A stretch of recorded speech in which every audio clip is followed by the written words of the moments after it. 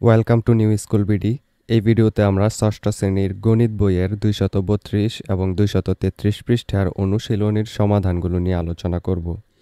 প্রথম অঙ্কটাতে বলা হয়েছে ষষ্ঠ শ্রেণীর 40 জন শিক্ষার্থীকে একদিনে দেখা পশু পাখির সংখ্যা জানতে চাওয়ায় তারা নিচের সংখ্যাগুলো জানালো।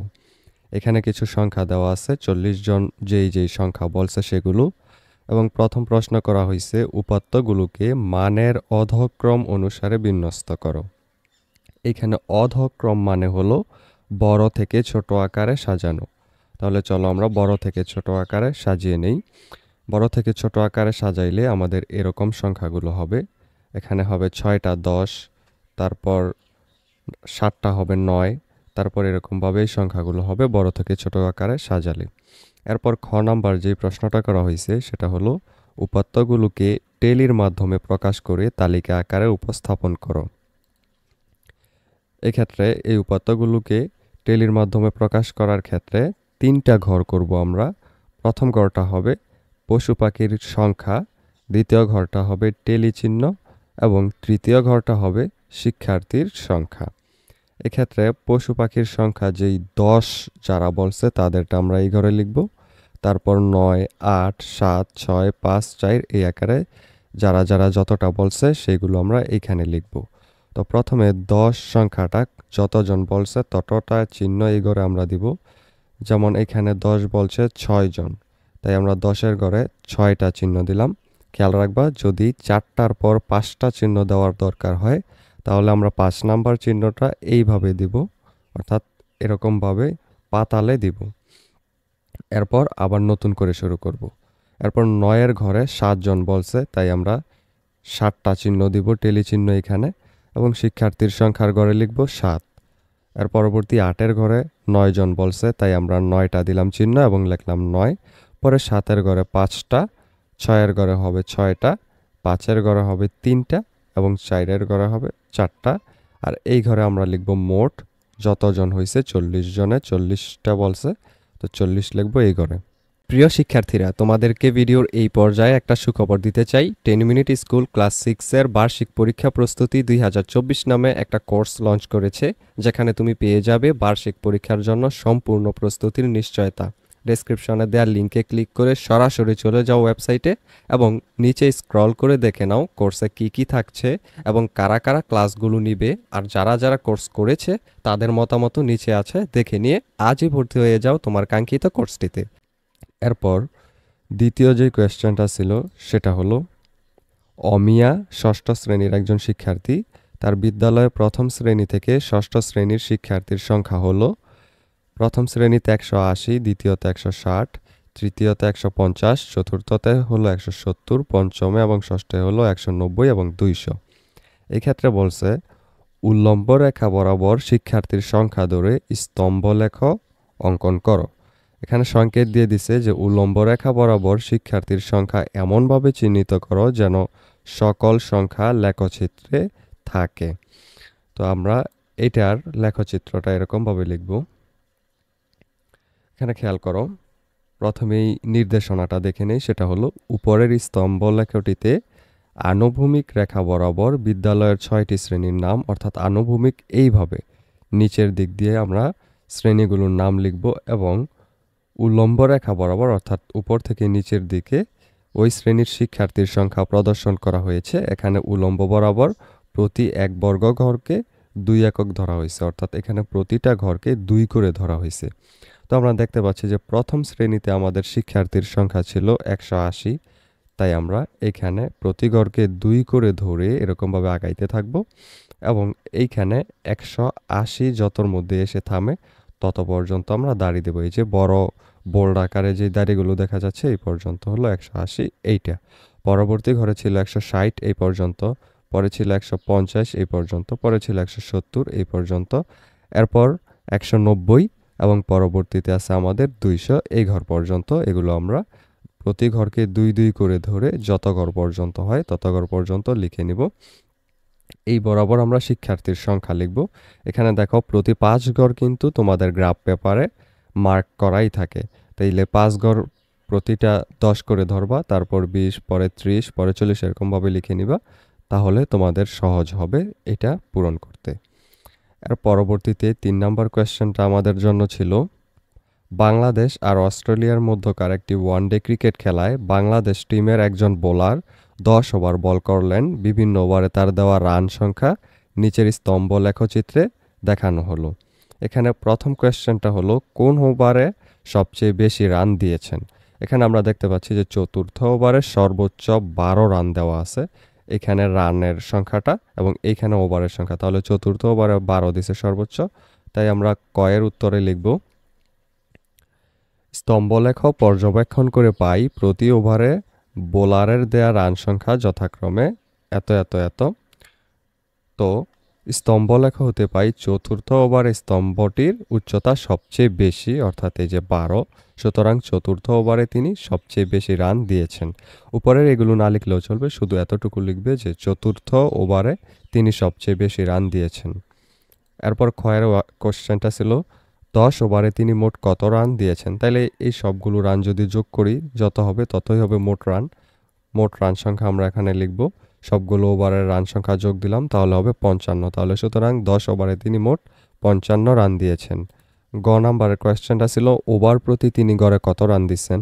তাইলে মোট যেই রান সংখ্যা এটাকে যদি আমরা যতটা ওভার করছে ১০টা ওভার, এই ১০ দিয়ে যদি মোট রান সংখ্যা ভাগ দিই তাহলেই আমরা প্রতি ওভারে কত কইরা দিছে সেই গড়টা পাবো। তাহলে ৫৫কে আমরা ১০ দিয়ে ভাগ দিলাম ৫.৫, তাহলে তিনি গড় রান দিয়েছেন প্রতি ওভারে ৫.৫ রান করে। এরপর চতুর্থ যে কোয়েশ্চেনটা ছিল সেটা হলো ৫০ থেকে ছোট মৌলিক সংখ্যাগুলো লেখো, সংখ্যাগুলোর গড় ও মধ্যক নির্ণয় করো। এখানে ৫০ থেকে ছোট যে সংখ্যাগুলো আছে ১ থেকে ৪৯ পর্যন্ত সেই সংখ্যাগুলোর মধ্যে আমাদেরকে যেই মৌলিক সংখ্যাগুলো সেগুলোকে খুঁজে বের করতে হবে। তো এখানে আমরা ৫০ থেকে ছোট মৌলিক সংখ্যাগুলো বের করব। খেয়াল রাখতে হবে মৌলিক সংখ্যা হলো সেগুলো যেগুলোকে ওই সংখ্যা ছাড়া অন্য কোনো সংখ্যা দিয়ে ভাগ করা যায় না। তাহলে আমরা ২ থেকে শুরু করব। সর্বনিম্ন ২ হলো মৌলিক সংখ্যা এবং ২ এর পরবর্তীতে যে সংখ্যাগুলো আছে সেগুলোর মধ্যে বিজোড় সংখ্যাগুলো হলো মৌলিক সংখ্যা। এক্ষেত্রে ১ কখনোই মৌলিক সংখ্যা নয়, কারণ ১ দিয়ে যে কোনো সংখ্যাকে গুণ করলে সেই সংখ্যাই থাকে এবং ভাগ করলেও সেই সংখ্যাই থাকে। তাই ১ বাদে ২ থেকে শুরু হবে। ২ এর পর থেকে আর কোনো জোড় সংখ্যা নাই, সব বিজোড় থেকে হবে। তাহলে ২ হলো প্রথমে, তারপর ৩, ৩কে ৩ ছাড়া অন্য কোনো সংখ্যা দিয়ে ভাগ করা যায় না, ৫কেও যায় না, ৭কেও যায় না, তাই এগুলো। কিন্তু ৯কে ৯ ছাড়া অন্য কোনো সংখ্যা দিয়ে ভাগ করা যায়, যেমন ৩ দিয়ে ৯কে ভাগ করলে হয় ৩। তারপর ১১, ১৩, কিন্তু ১৫ হয় না। ১৫কে আমরা ৩ দিয়ে ভাগ করতে পারি, ৩ ৫ ১৫, আবার ৫ দিয়েও ভাগ করতে পারি, ৫ ৩ ১৫। তারপর ১৭, ১৯, ২১ হবে না, কারণ ৭ ৩ হলো ২১। তারপর ২৩, ২৫ হবে না, কারণ ৫ ৫ ২৫। এরপর ২৯, তারপর ৩১, তারপর ৩৩ হবে না, কারণ ৩ ১১ হলো ৩৩। তারপর ৩৫ হবে না, ৫ ৭ ৩৫, তাই হবে ৩৭ এবং হবে ৪১, পরে ৪৩ এবং পরে হবে ৪৭ পর্যন্ত। ৪৯ হবে না, কারণ হলো ৭ গুণ ৭ হয় ৪৯, তাইলে ৭ দিয়ে ভাগ করা যায়। এখানে আমাদের ১৫টা হবে মৌলিক সংখ্যা ৫০-এর নিচ পর্যন্ত। এরপর আমাদেরকে এখানে কোয়েশ্চেনটার মধ্যে শেষে বলছিল সংখ্যাগুলোর গড় আর মধ্যক নির্ণয় করো। তো এখন আমরা গড় যদি নির্ণয় করতে যাই তাহলে সবগুলোর আগে সমষ্টি বা যোগফল বের করতে হবে। তাই আমরা সবগুলো সংখ্যার যোগ করব। যোগ করার পর যত হবে ততকে, যেহেতু এখানে ১৫টা সংখ্যা ছিল, তাই ১৫ দিয়ে ভাগ করব। ১৫ দিয়ে ভাগ করলে হবে ২১.৮৭ প্রায়, এটাই হবে উত্তর। এবং মধ্যক নির্ণয়ের ক্ষেত্রেও আমরা লিখব এখানে ৫০ থেকে ছোট মৌলিক সংখ্যাগুলো মানের ক্রমানুসারে বিন্যস্ত করে পাই, যেইভাবে আছে সেইভাবেই বিন্যস্ত করব এবং মাঝখানে যে সংখ্যাটা থাকবে এখানে সেই সংখ্যাটাই হবে মধ্যক। এখানে মাঝখানে হলো ১৯, তাইলে ১৯ হবে আমাদের মধ্যক। এরপর ৫ নাম্বার যে কোয়েশ্চেনটা সেখানে বলা হয়েছে স্তম্ভগুলোর উচ্চতা মিটারে দেওয়া আছে, উপাত্তগুলোর মধ্যক নির্ণয় করো। এবার এই যে এখানে সংখ্যাগুলো দেওয়া আছে, এই সংখ্যাগুলোকে আমরা মানের ঊর্ধ্বক্রমে সাজিয়ে পাই, অর্থাৎ ছোট থেকে বড় আকারে সাজায় পাই এরকম। এরপর এখানে উপাত্ত সংখ্যা কত, আমরা এখানে দেখতে পাচ্ছি 18টা দেওয়া আছে। তো যেহেতু এখানে 18টা অর্থাৎ জোড় সংখ্যা, তাইলে মাঝখানের যেই দুইটা সংখ্যা সেই দুইটা সংখ্যাকে যোগ করে যদি আমরা 2 দিয়ে ভাগ করি তাহলে মধ্যক পাবো। তো এটার সূত্র হলো n/2 তম পদ যোগ n/2 প্লাস 1 তম পদ। তাইলে n হলো 18 মানে যতটা সংখ্যা তত। তাহলে 18কে 2 দিয়ে ভাগ করব এবং 18কে 2 দিয়ে ভাগ করে 1 দিয়ে যোগ করব। তাইলে এখানে হবে 18/2, 18/2 যোগ 1 তম পদ, তাইলে 9 তম এবং 10 তম পদ। 9 তম পদ হলো 16 এবং 10 তম হলো 18। এখানে আমরা দেখি 1 2 3 4 5 6 7 8 এই 9 হলো 16 এবং 10 হলো 18তম। 18 হলো 10 তম পদ। তো এই দুইটাকে আমরা যোগ করে 2 দিয়ে ভাগ করব, তাহলে হবে 17। তাইলে উপাত্তগুলোর মধ্যক হলো 17 মিটার। এর পরবর্তীতে 6 নম্বর কোয়েশ্চেনে এখানে কিছু গড় মধ্যক প্রচুরক দেওয়া আছে। বলছে যে উপাত্তগুলোর গড় মধ্যক ও প্রচুরক নির্ণয় করে, এখানে উপাত্তগুলো দেওয়া আছে। তো এক্ষেত্রে আমরা এই উপাত্তগুলো গড় নির্ণয় ক্ষেত্রে সবগুলো যোগ করব। যোগ করার পর এটাকে আমরা যতটা সংখ্যা তত দিয়ে ভাগ করব, 30টা সংখ্যা। তাহলে সবগুলো যোগ করার পর আমরা 30 দিয়ে ভাগ করলাম, তাহলে হলো 16.6। এর পরবর্তীতে মধ্যক নির্ণয়ের ক্ষেত্রে আমরা আগে সংখ্যাগুলোকে ছোট থেকে বড় আকারে সাজাতে হবে। এরকমভাবে সাজিয়ে নিলাম ছোট থেকে বড়। তাহলে আমরা এখন যেহেতু এখানে 30টা সংখ্যা, তাই 15 এবং 16তম পদ হবে মধ্যক, এবং এটার সূত্রটা আমরা ওই আগের বারের মতো n/2 তম পদ প্লাস n/2 প্লাস 1 তম পদের মান ভাগ 2 দিব। তাহলে 15 হবে 30/2, 15 এবং 30/2 যোগ 1 16তম পদ হবে। 15তম পদ এখানে 16 এবং 16তম পদ হলো 17। এই দুইটা এখন আমরা যোগ করে 2 দিয়ে ভাগ করব, তাহলে হবে 16.5। তাহলে উপাত্তগুলোর মধ্যক হবে 16.5। এবং প্রচুরক নির্ণয়ের ক্ষেত্রে সবচেয়ে বেশি যেই সংখ্যা থাকবে সেটা হবে প্রচুরক। এখানে আমরা যদি উপাত্তগুলোকে ছোট থেকে বড় আকারে সাজাই তাহলে উপাত্তগুলোকে মানের ঊর্ধ্বক্রমে সাজিয়ে পাই এরকম। এবং এইখানে আমরা দেখতে পাচ্ছি যে 12 আছে সর্বোচ্চ 3 বার এবং 17 সর্বোচ্চ 3 বার। তাইলে যেহেতু প্রদত্ত উপাত্তগুলোতে 12 এবং 17 সর্বাধিক 3 বার করে আছে, সেহেতু প্রচুরক হবে 12 এবং 17। যদি এখানে শুধু 12 সর্বোচ্চ বার থাকতো তাহলে 12ই দিতাম, অথবা শুধু 17 থাকলে 17ই দিতাম। যেহেতু এখানে দুইটাই সর্বোচ্চ বার করে আছে তাই আমরা দুইটাই দিব। এরপর 7 নাম্বার যে কোয়েশ্চেনটা, সেখানে বলা হয়েছে তোমার শ্রেণীর পূর্বের শ্রেণীর পরবর্তী শ্রেণীর 20-25 জন শিক্ষার্থীর সাথে কথা বলে নিচের তথ্যগুলো সংগ্রহ করে তাদের বয়স, দৈনিক পড়াশোনার সময়, দৈনিক খেলাধুলার সময়, দৈনিক ঘুমানোর সময় ইত্যাদি নিচের নমুনা অনুসারে একটি তালিকা বা সারণী তৈরি করো। এরকমভাবে আমরা সারণীটি তৈরি করব 20 থেকে 25 জনের। এরপরে আমরা এই প্রশ্নগুলোর উত্তর দিব। তাহলে আমরা আগে সারণীটি তৈরি করে নেই। এক্ষেত্রে আমার শ্রেণীর 20 জন শিক্ষার্থীর সাথে কথা বলে নিচের তথ্যগুলো সংগ্রহ করে নিচের সারণীটি তৈরি করা হলো।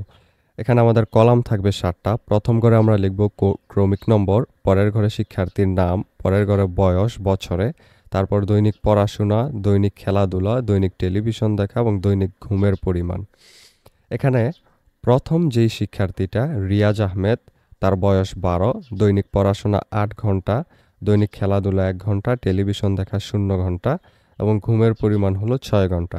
এরকমভাবে নূর নবীর ক্ষেত্রে হবে এই উপাত্তগুলো, তারপর নাহিয়ান শিকদারের ক্ষেত্রে এই সকল উপাত্তগুলো লিখব।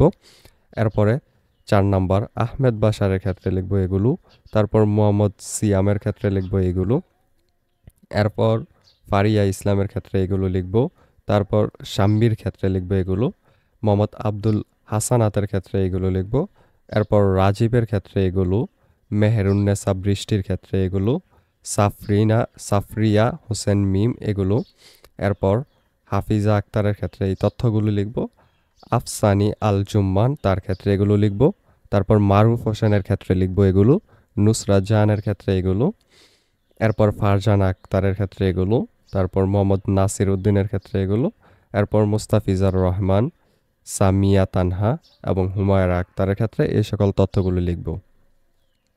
এরপর মোট আমাদের এই ঘরে হবে 229, এই ঘরে 107, এই ঘরে হলো 31, এই ঘরে 19 এবং এই ঘরে হলো 149। এই তথ্যগুলোর আলোকে আমাদের প্রথম যে কোয়েশ্চনটা করছে সেটা হলো তালিকায় উল্লেখিত শিক্ষার্থীদের বিভিন্ন ধরনের তথ্য থেকে যে কোনো তিনটার গড় মধ্যকার প্রচুরক নির্ণয় করতে হবে এবং এক্ষেত্রে কোনটি অধিক কার্যকর বলে তুমি মনে করো সেটা যুক্তি সহ লিখতে হবে। তো এই ক্ষেত্রে তালিকায় উল্লেখিত শিক্ষার্থীদের বিভিন্ন ধরনের তথ্য থেকে এখানে 5টা তথ্য আছে, সেখান থেকে আমরা 3টা তথ্য নিব, একটা বয়স আর একটা দৈনিক পড়াশোনা ও দৈনিক ঘুমের পরিমাণের ক্ষেত্রে আমরা গড় মধ্যকার প্রচুরক নির্ণয় করব। এক্ষেত্রে বলছে যে প্রথম যেটা নির্ণয় করব সেটা হলো বয়সের ক্ষেত্রে গড় নির্ণয়। তালিকা থেকে পাই বয়সের সমষ্টি হলো 229, এই যে এখানে 229 মোট, এবং শিক্ষার্থীর সংখ্যা হলো 20। তাহলে গড় নির্ণয় হলো এই পুরো সংখ্যাটাকে 20 দিয়ে ভাগ করতে হবে, তাহলে আমাদের হবে 11.45। এটাই হবে শিক্ষার্থীদের গড় বয়স, 11.45 বছর। এরপর মধ্যক নির্ণয়ের ক্ষেত্রে তালিকা থেকে প্রাপ্ত বয়সের উপাত্তসমূহকে এখন ছোট থেকে বড় আকারে সাজাবো। ছোট থেকে বড় আকারে এবার বয়সগুলোকে সাজানোর পর যেটা মাঝখানে থাকবে সেটাই হবে আমাদের মধ্যক। তো এখানে 20টা যেহেতু, তার মানে 10তম এবং 11তম পদ হবে মধ্যক, ওই দুইটাকে যোগ করে ভাগ করতে হবে। তো এদিক দিয়ে আমরা 8টা নিলাম, এই দিক দিয়ে 8টা নিলাম, তাইলে মাঝখানে থাকলো এই দুইটা 11, এই দুইটাকে যোগ করে 2 দিয়ে ভাগ করব, তাহলে হবে 11, এটাই হবে মধ্যক। এরপর প্রচুরক নির্ণয়ের ক্ষেত্রে ছোট থেকে বড় আকারে সাজানোর পর সর্বোচ্চ 11 থাকে আমাদের 8 বার, তাহলে সবচেয়ে বেশি যেটা সেটাই হলো প্রচুরক। শিক্ষার্থীদের বয়সের প্রচুরক হবে 11। আমরা লিখব এখানে 11 সংখ্যাটি সর্বাধিক 8 বার রয়েছে, সুতরাং শিক্ষার্থীদের বয়সের প্রচুরক 11 বছর।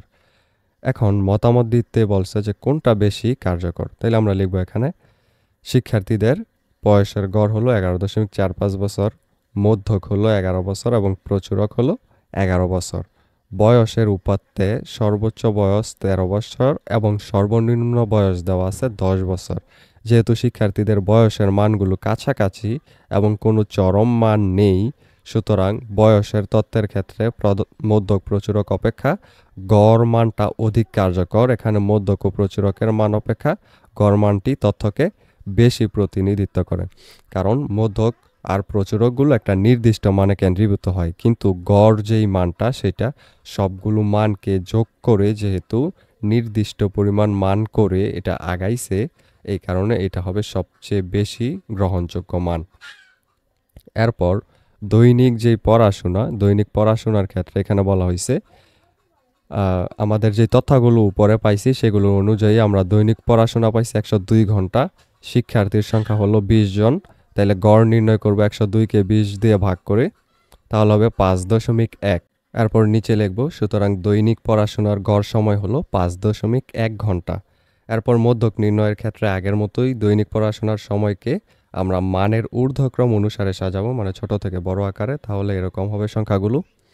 এরপর মাঝখানে যেই দুইটা সংখ্যা থাকবে, যেহেতু জোর এখানে 20টা সংখ্যা, তাই মাঝখানে 9 আর 10তম পদ হবে মধ্যক, তাহলে 9 আর 10তম পদকে যোগ করে 2 দিয়ে ভাগ করব।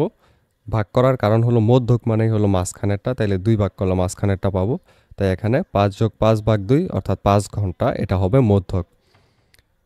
এরপর প্রচুরক নির্ণয়ের ক্ষেত্রে ছোট থেকে বড় আকারে সাজানোর পর এখানে 6 যে সংখ্যাটা সেটা সর্বোচ্চ 6 বার থাকে, তাহলে প্রচুরক হবে 6 ঘন্টা।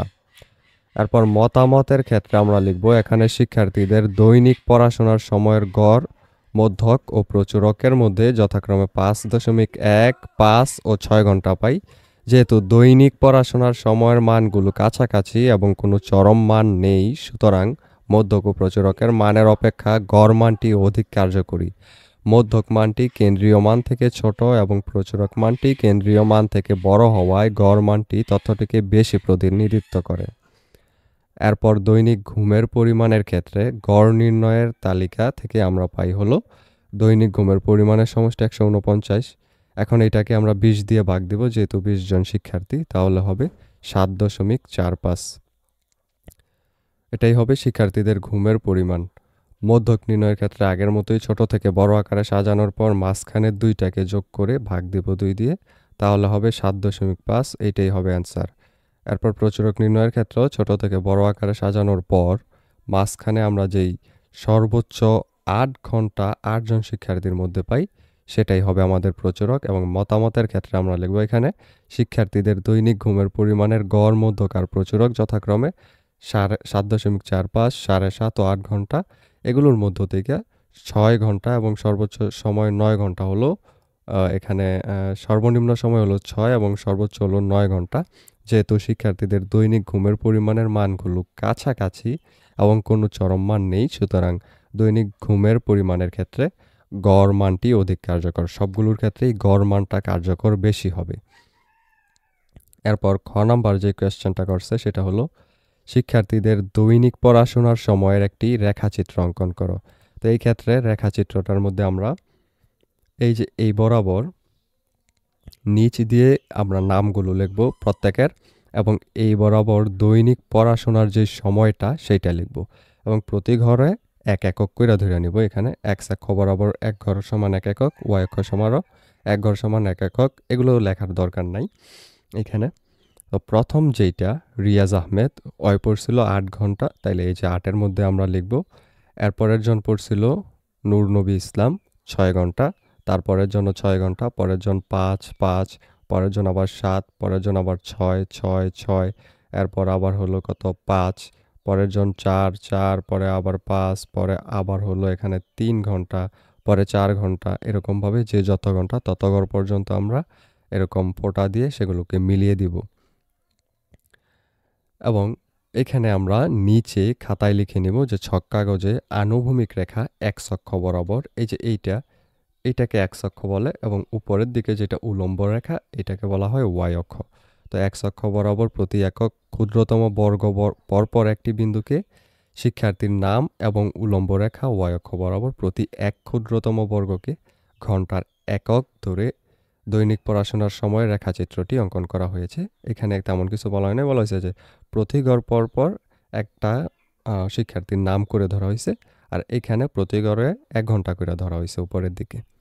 এরপর গ নাম্বার যে কোয়েশ্চেনটা আমাদেরকে করা হয়েছিল সেটা হলো যাদের পড়ার সময় বেশি তাদের ঘুমের সময় কম, তোমার তৈরিকৃত তালিকা থেকে প্রাপ্ত তথ্যের ভিত্তিতে উক্তিটার সঠিকতা নির্ণয় করো বা যাচাই করো।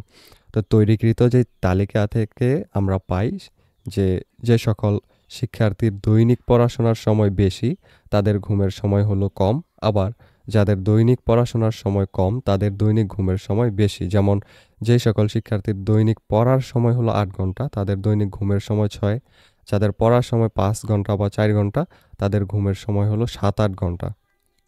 সুতরাং বলা যায় যাদের পড়ার সময় বেশি তাদের ঘুমের সময় কম।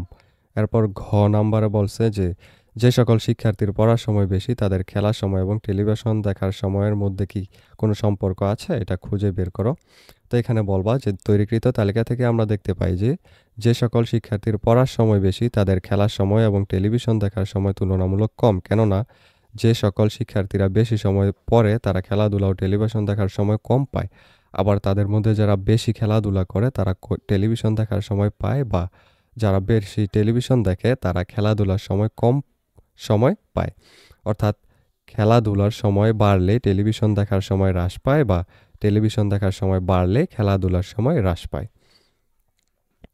এরপর নাম্বারে বলছিল যে সকল শিক্ষার্থীর খেলার সময় বেশি তাদের পড়ার সময়, ঘুমের সময় এবং টেলিভিশন দেখার সময়ের মধ্যে কি কোনো সম্পর্ক আছে, খুঁজে বের করো। তো এক্ষেত্রে আমরা লিখব তৈরিকৃত তালিকা হতে আমরা দেখতে পাই যে যে সকল শিক্ষার্থীর খেলার সময় বেশি তাদের পড়ার সময় কম, ঘুমের সময় বেশি এবং টেলিভিশন দেখার সময় কম বা খেলাধুলার সময়ের সমান।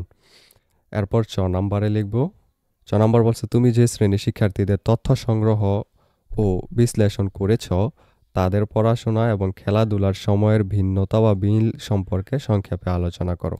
তো এই ক্ষেত্রে আমরা লিখব যে শিক্ষার্থীদের তথ্য সংগ্রহ ও বিশ্লেষণ করে পাই যে যে সকল শিক্ষার্থীদের পড়াশোনার সময় বেশি তাদের খেলাধুলার সময় কম, কেননা যে সকল শিক্ষার্থীরা বেশি সময় পড়াশোনা করে তারা খেলাধুলার জন্য সময় বেশি পায় না, আবার যারা খেলাধুলায় বেশি সময় ব্যয় করে তাদের পড়াশোনার সময় কমে যায়। সুতরাং বলা যায় যে যারা পড়াশোনায় বেশি সময় দেয় তারা খেলাধুলার জন্য তুলনামূলকভাবে কম সময় পায়। প্রিয় শিক্ষার্থীরা, তোমাদেরকে ভিডিওর এই পর্যায়ে একটা সুখবর দিতে চাই। 10 মিনিট স্কুল ক্লাস 6 এর বার্ষিক পরীক্ষা প্রস্তুতি 2024 নামে একটা কোর্স লঞ্চ করেছে, যেখানে তুমি পেয়ে যাবে বার্ষিক পরীক্ষার জন্য সম্পূর্ণ প্রস্তুতির নিশ্চয়তা। ডেসক্রিপশনে দেওয়া লিঙ্কে ক্লিক করে সরাসরি চলে যাও ওয়েবসাইটে এবং নিচে স্ক্রল করে দেখে নাও কোর্সে কি কি থাকছে এবং কারা কারা ক্লাসগুলো নিবে। আর যারা যারা কোর্স করেছে তাদের মতামত নিচে আছে, দেখে নিয়ে আজই ভর্তি হয়ে যাও তোমার কাঙ্ক্ষিত কোর্সটিতে।